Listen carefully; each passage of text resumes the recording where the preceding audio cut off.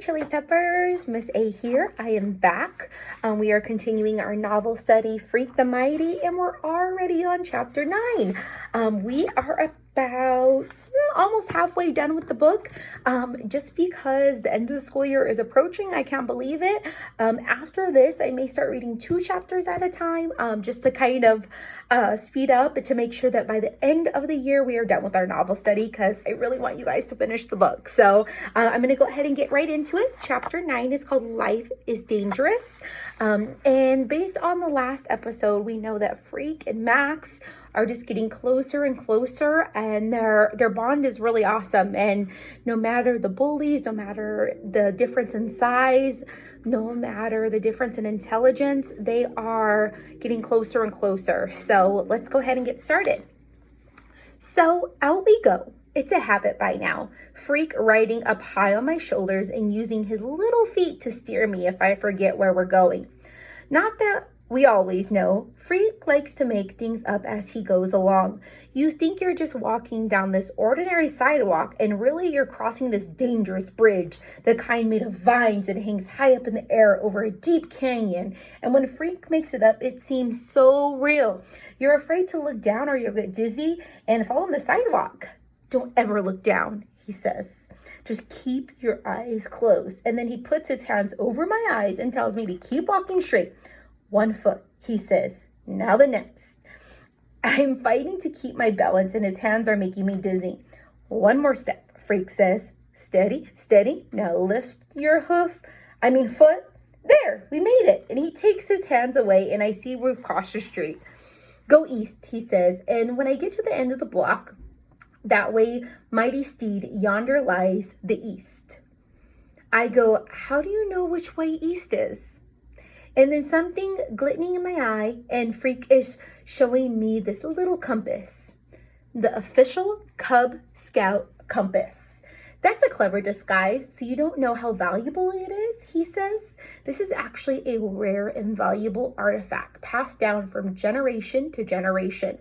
Lancelot used it, so did Sir Gawain, and for a time the Black Knight kept it on a chain next to his heart. I go, so the Black Knight was a Cub Scout? Huh? And Freak laughs and says, that way. We go to the east on a secret mission. We walk for miles, way beyond the pond and the playground and the school, and for a while we're going through this really ritzy neighborhood of big white houses and blue swimming pools. Freak keeps saying stuff like, that's the castle of Avarice, and yonder lies the bloated moat. And when we go under the trees, he'll say, proceed with caution, and all clear, depending on how low the branches come down. We must go east, I say. Have we got to yonder yet? Because my stupid feet are getting sore. But Freak pats me on the head and says, yonder always lies over the horizon. You could look it up if you don't believe me. Oh, I believe you.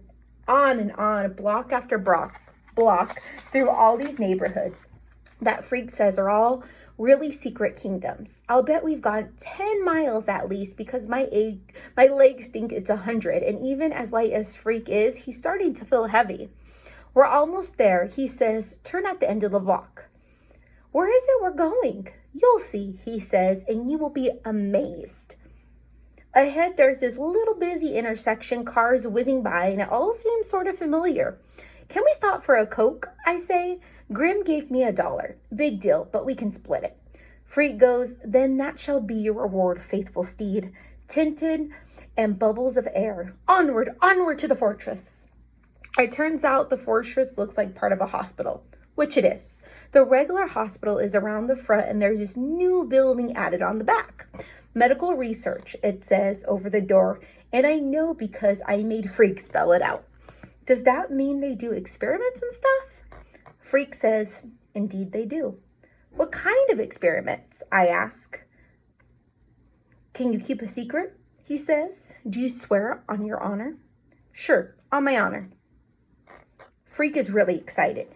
He's shifting around on my shoulders so much I'm afraid he'll fall off. That's not good enough, he says. You need to swear by blood. You mean like cut myself? Well, no, he says. And you can tell he's thinking about it real hard. An actual incision is not necessary. It's the same thing if you just spit on your hand. Huh? Saliva is like blood without the red. He says, do I say spit on your hand?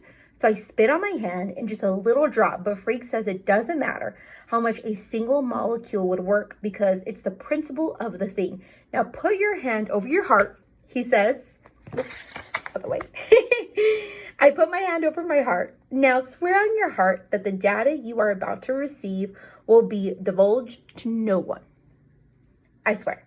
Freke bends down and he's got his hands cupped around my ear and he's whispering inside the research building is a secret laboratory called the Experimental Bionics Unit. This unit's mission is to develop a new form of bionic robot for human modification. What's that? I say. Shh! Speak of this to no one. But at some future time, as yet undetermined, I will enter that lab and become the first bionically improved human. I still don't know what that means, I say. Bionics, and please don't make me look it up in the dictionary. Bionics, says Freke, that's the science of designing replacement parts for the human body. You mean like mechanical arms and legs? That's ancient history, Freke says. The bionics unit is building a whole new body just for my size. Yeah, what will it look like? A robot? A human robot, Freke says. Also, it'll look a lot like me, only enlarged and improved. Yeah, right, I say. Let's go home. My feet are tired. Freke tugs hard at my hair. True, he says with his voice getting high and excited. I've been in there, the special unit. I have to go every few months for tests. They take my measurements, analyze my blood and metabolic rates. They've monitored my cardiac rhythms and my respiratory functions. I've already been x-rayed and CAT scanned and sonogrammed. They're fitting me for a bionic transplant. I'm going to be the first. I can tell he really means it. This isn't a pretend quest or making houses into castles or swimming pools into moats. This is why we came here, so Freke could show me where he's been. The place is so important to him. I understand this much, even if I don't understand about bionics or whatever it means to be a human robot. Will it hurt? I ask, getting your parts replaced? Freke doesn't answer for a while, and then he says in a stern, smart voice, sure it will. But so what? Pain is a state of mind. You can think your way out of anything, even pain. I'm pretty worried about the whole deal, and I go, but why do you want to go to be first? Can't someone else be first? Isn't it dangerous, Freke? Life is dangerous, Freke says, and you can tell he's thought about this. After a while, he kicks me with his little feet and says, home. So that was chapter 9. And considering they went on like this exploration and Freke wanted to show him this new hospital that he's been going to, why do you think, I want to hear your guys' reason. This is going to be your question you're going to answer in Google Classroom. Why do you think Freke is so excited about this? Despite pain, despite being the first, why is Freke so excited? And why do you think this is so important to him? Okay, I cannot wait to hear your thoughts. That's going to be the question. And the next time we're going to be on chapter 10, Rats Are Worse. Rats are worse. Miss Hay is having a hard time speaking today. I apologize. Rats are worse. Thanks so much, guys.